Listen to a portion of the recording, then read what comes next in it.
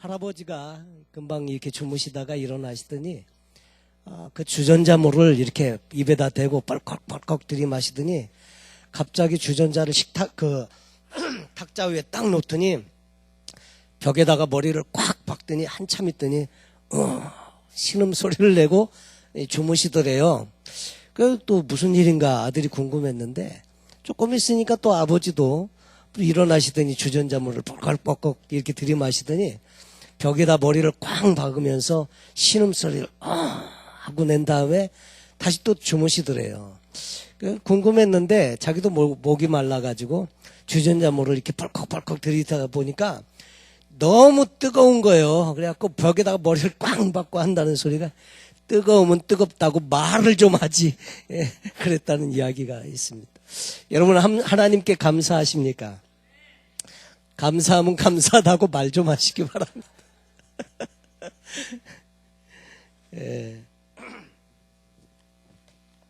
옆에 있는 분들에게 함께 해주셔서 감사합니다. 한번 인사하겠습니다.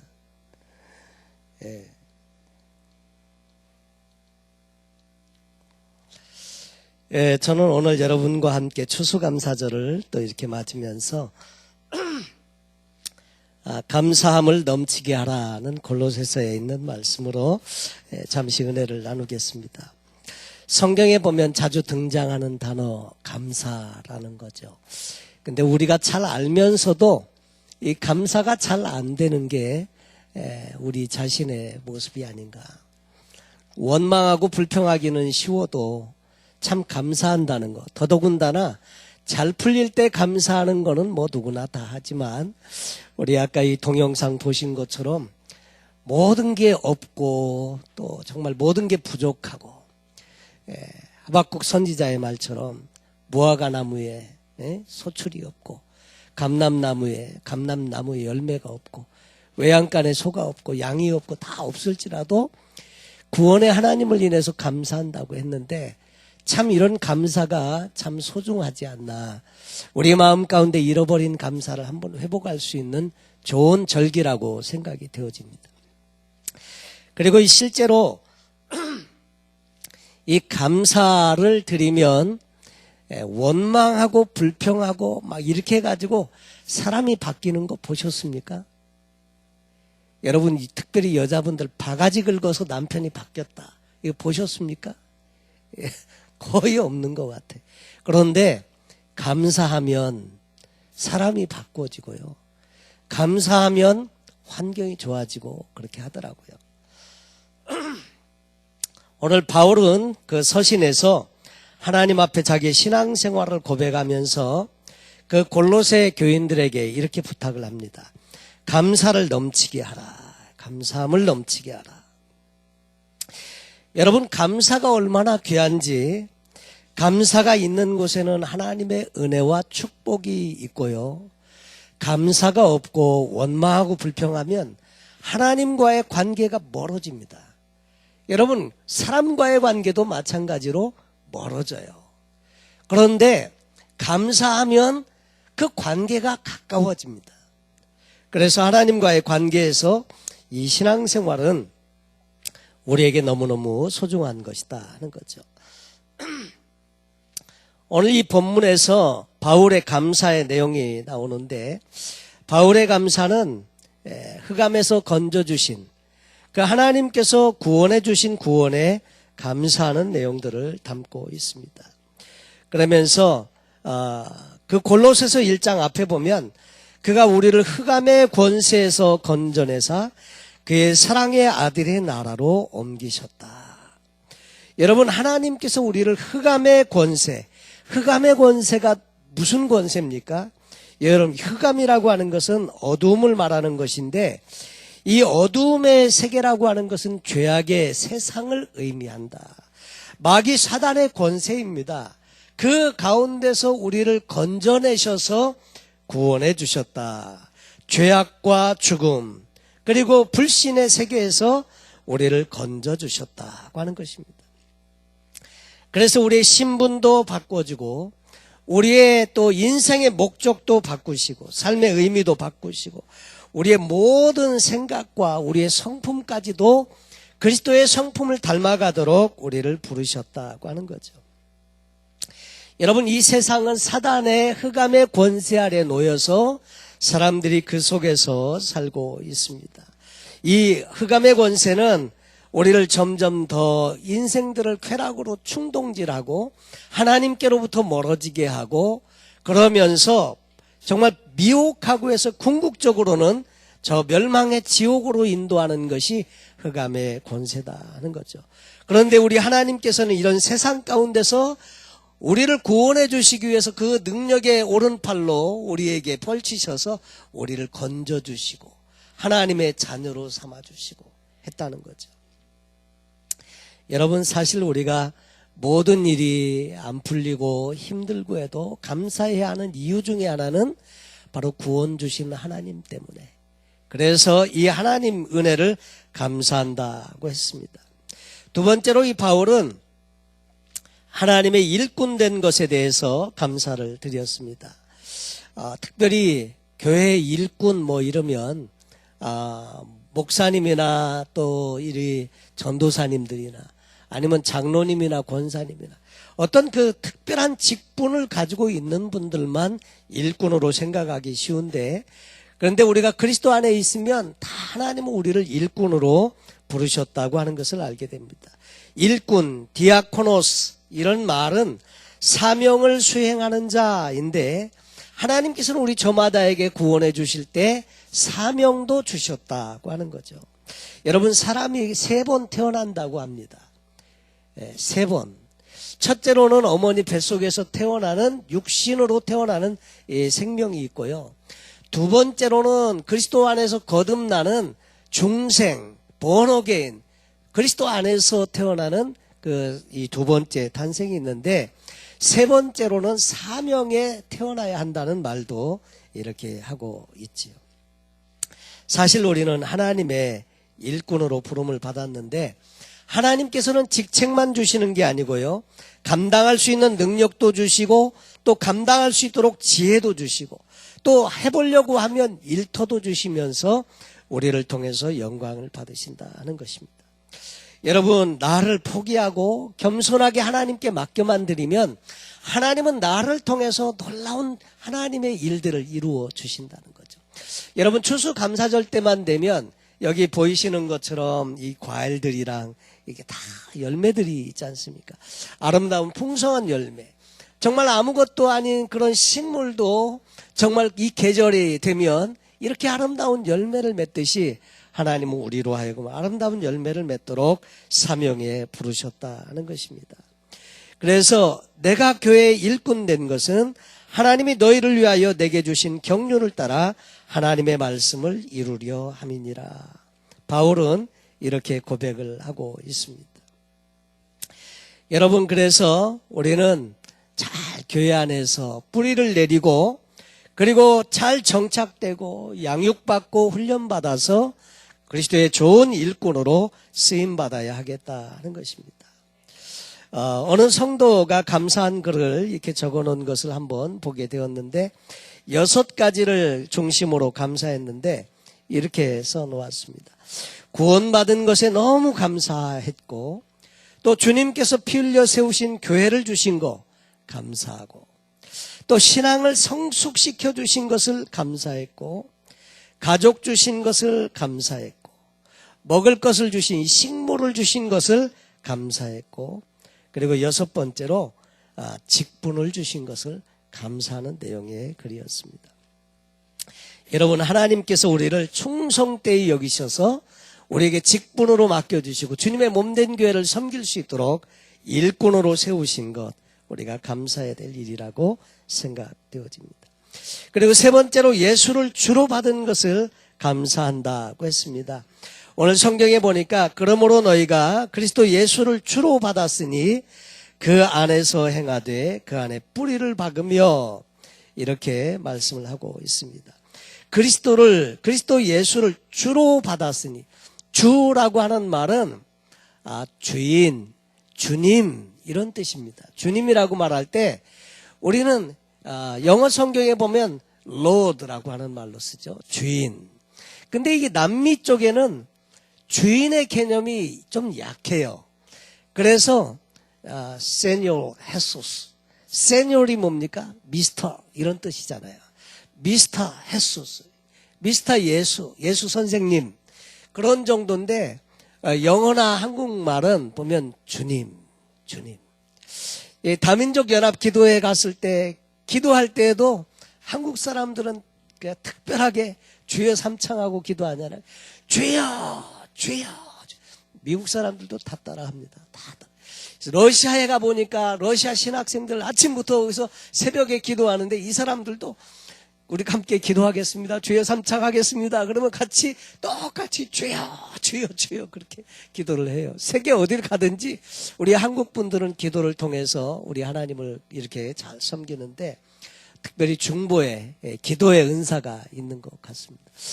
새벽 기도를 이렇게 가면서 한국에 오신 장로님하고 이렇게 가는데 자기 교회 목사님이 젊은 목사님이신데 새벽 기도를 좀 힘들어 하신다고 얘기를 하시더라고요. 젊은 목사님이어서 그렇다고. 아닌 게 아니라 어느 목사님이 그랬답니다. 새벽 기도만 없으면 이 목회를 좀 할 만할 텐데 어떤 놈이 새벽 기도를 만들어가지고 이렇게 고생을 시키나. 그랬더니 나중에 성경을 읽다 보니까 예수님이 새벽 오히려 미명에 기도하셨다고 그래서 회개했다는 얘기를 하더라고요. 새벽 기도는 한국의 길선주 목사님이라는 분이 새벽에 부흥회를 일주일에 했는데 너무 은혜롭고 좋았답니다. 그래가지고 이 부흥 집회가 한 달을 이렇게 연장해가지고 했는데 너무 좋았어요. 그래갖고 이게 새벽에 기도하니까 이렇게 좋더라. 그래가지고 이 교회 저 교회 막 따라서 하다 보니까 그러니까 이제 목회자 세미나를 통해서 새벽 부흥 집회를 이제 막 소개를 했는지 어쨌는지 그래서 너도 나도 같이 따라 하다 보니까 새벽에 기도하는 것이 한국 교회의 토양이 돼가지고 지금까지도 내려오고요. 그래서 미국 교회들도 새벽에 기도하는 교회들이 종종 있습니다. 그런데 기도할 때 주님, 주님이라고 하는 말은 나는 당신의 종입니다. 당신은 나의 주인이세요. 그래서 우리가 예수를 구주로 영접하고 주인으로 영접하고 우리가 세례받고 또 침례받고 할 때 두 가지인 것이죠. 첫째로는 그분을 나의 구세주, 죄에서 구원해 주시는 구세주로 모시는 것이고 두 번째로는 그분을 나의 주님으로 모시는 겁니다. 내 인생의 주인이 내가 아니고 그분이 주인이시라는 것을 고백하면서 그분을 내 삶의 주인으로 모시는 거죠. 그러므로 너희가 그리스도 예수를 주로 받았으니 이제는 그 안에서 행하고 그 안에 뿌리를 박으며 이렇게 말씀을 하고 있습니다. 우리가 예수 그리스도를 믿는 순간 그분이 내 인생의 주님이십니다. 그리고 그분께 모든 것을 맡기면 그분께서 이제는 내 삶의 주인이 되시기 때문에 내 삶을 인도해 주시는 줄로 믿습니다. 나도 그분의 소유이고 내 모든 것이 그분의 소유인 거로 그 주님께서 우리를 책임져 주시는 줄로 믿습니다. 우리는 때때로 잘 되면 너무나 감사하죠. 물론 잘 돼야 합니다. 모든 성도님, 그래서 우리도 금년표어가 변화받고 축복받아서 쓰임받자 하고 하는 것인데 축복을 받아야죠. 그런데 그 과정 속에는 안 풀릴 때도 있더라 하는 거죠. 그러나 그 속에서 진정한 감사를 드리는 것이 필요하다. 여러분, 우리가 잘 아는 노래 중에 이런 노래가 복음성가에 있습니다. 이와 같은 때에 난 노래하네 사랑을 노래하네 주님께. 원래 이 노래는 어디에서 나오는 노래냐면 더 드리머라고 하는 뮤지컬 중에 나오는 노래인데 더 드리머, 이 드리머는 누구냐면 요셉에 대한 이야기입니다. 꿈쟁이 요셉에 대한 이야기인데 이 뮤지컬에서 이 노래가 나올 때는 이 요셉이 누명을 뒤집어 쓰고 감옥에 가 있을 때 감옥의 그 쇠창살을 붙들고 부르는 노래가 이와 같은 때엔 난 노래하네 사랑을 노래하네 주님께. 여러분, 요셉이 볼 때는 잘 풀리는 일은 감옥에 들어가지 아니하고 승승장구하고 출세하고 잘 나가고 이것이 요셉에게 잘 되는 일인데 근데 성경은 요셉이 감옥에서도 형통하였더라 아니 안 풀리는 일인데 뭘 형통한다고 그렇게 말하나. 근데 그 인생 전체로 볼 때 하나님은 이 사람을 애굽의 총리로 삼으시려고 하는 과정 속에 그 과정도 지나가게 하신다는 거죠. 근데 그 전체의 과정으로 보면 그게 형통인 거예요. 그게 안 풀리고 감옥에 가 있고 그러는 것이 그것이 형통인데, 그런 속에서 요셉은 그 하나님을 신뢰하고 이런 찬송을 드리고 있더라는 거죠.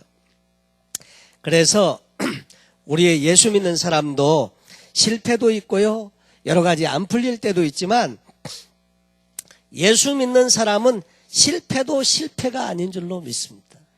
여러분, 지나놓고 나서 보면 이런 실패 속에서 영적인 준비를 갖추게 하고 부자가 되게 하고 그렇게 준비를 시켜서 결국 하나님께서 쓰시고자 하는 일에 귀하게 쓰시는 한 과정이더라 하는 거죠. 여러분, 그래서 예수를 나의 주인으로 모시고 섬기고 그렇게 사는 삶은 여러분 우리에게는 축복이다 하는 것입니다.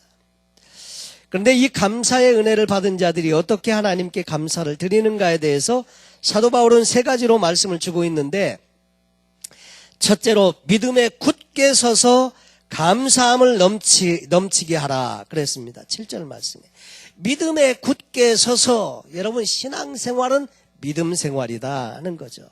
믿음에 굳게 서서 감사함을 넘치게 하라. 믿음이 있을 때 모든 역경도 이기게 되고요, 믿음으로 우리 주님 붙들고 나가면 하나님의 역사가 일어나게 됩니다.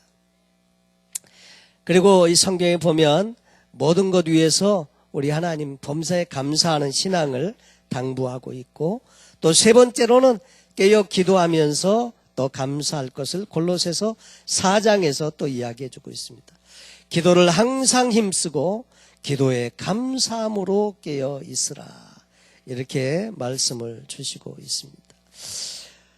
우리가 하나님 앞에 찬양하고 감사하면서 또 찬양으로 감사할 수 있고요, 여러 가지로 우리 하나님 앞에 감사하는 삶이 필요한데, 감사하는 사람에게는 자꾸 은혜가 넘칩니다. 감사를 하면 할수록 더 감사해야 돼요. 원래 우리의 삶은요, 감사의 거리도 많고 또 원망과 불평할 거리도 사실 같이 공존하고 있습니다. 같이 공존하는데 포커스를 어디에 맞추느냐에 따라서 감사에 초점을 맞추면 마음이 밝아지고 긍정적이 되고 하나님이 그것을 통해서 일하시는데, 부정적이 되면 마귀가 일하게 시작해요. 그래서 마귀가 일해가지고 잘 되는 법이 없다. 그래서 하나님이 능히 모든 은혜를 너에게 넘치게 하시는 귀한 은혜가 있다는 것을 고린도후서 9장에서 가르쳐 줍니다. 그리고 감사하면 축복이 넘치게 되고, 또 감사하면 소망이 넘치게 되고, 감사하면 사랑으로 충만해지게 되더라 하는 거죠. 한 두세 주 전에 오렌지 카운티에 올라가서 김순식 목사님 그분 뵀는데, 수술을 많이 하셔가지고 참 많이 아픈데도 그럼에도 불구하고 이 수술을 잘 마치게 해주시고 회복시켜 주시는 은혜에 참 감사한다고 그렇게 말씀을 하시는 것을 보면서 참 이렇게 감사할 때 여러분 막 먹지도 못하고요, 입이 써갖고 음식을 못 드신다고 그러더라고요. 그리고 뭐 좀 맛있는 거 좀 먹어보려고 그 입에 땡기는 거 좀 찾으면 가서 주면 한 숟갈 먹으면 더 못 먹는데요. 그래갖고 사모님도 열심히 준비해가지고 기력을 좀 되찾으시라고 그래서 해드리는데도 못 먹으니까 열심히 준비해서 해드리는데 한 2달 정도 그렇게 하니까 진짜 이 음식 만드는 일이 너무너무 힘들다고 그런 얘기도 하시더라고요. 그렇지만 이렇게 건강을 회복해가는 과정이 너무나 감사하다. 근데 우리는 보면 너무너무 감사할 것이 많지 않습니까? 여러분, 이 감사의 계절에 감사가 넘치게 하십시오. 풍성한 감사가 넘치게 하시기 바랍니다. 그리고 이 하나님의 주시는 감사를 통해서 여러분 환경이, 마귀 사단은 오히려 사단에게는 감사가 없다는 거 여러분 아시나요? 감사가 없어요. 근데 감사는 정말 하나님과의 관계를 가깝게 해줍니다. 원망하고 불평하면 하나님께로부터 멀어지고 마귀 사단에게 가까워지고 그렇게 된다는 거죠. 여러분, 오늘 말씀에 있는 대로 그러므로 너희가 그리스도 예수를 주로 받았으니 그 안에서 행하되 그 안에 뿌리를 박으며 세움을 입어 교훈을 받은 대로 믿음에 굳게 굳게 서서 감사함을 넘치게 하라.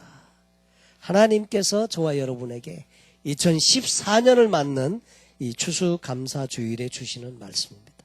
믿음에 굳게 서십시오. 그리고 감사함을 넘치게 하십시오.